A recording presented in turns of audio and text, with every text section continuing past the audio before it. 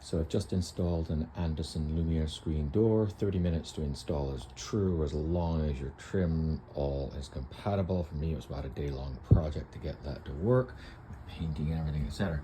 So it's installed, and of course, it got this beautiful cross breeze through the house here. But as soon as you get a big gust of wind, I'm not talking a big gust, not just a little gust. What happens, I don't know if you can see here, but as the mesh gets pushed in by the air pressure, it actually pulls out of the track, and if you try to retract the screen like that, it all buckles up, and I'm sure it's going to damage it. So you literally have to go along and push the screen back in. So far it's really only happened at the top, but at the bottom you can see it kind of almost happens too. Once that's in, works great. Just release the door, and there it is. Just cleaned off the porch here.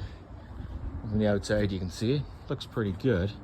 The only thing I would say is that because of the size of the housing unit, it does sort of block off some of the door here. So I'm not sure if you can see, you don't get the same symmetry on the door because there's a few inches on the one side where the screen, roller, retractor, etc. is.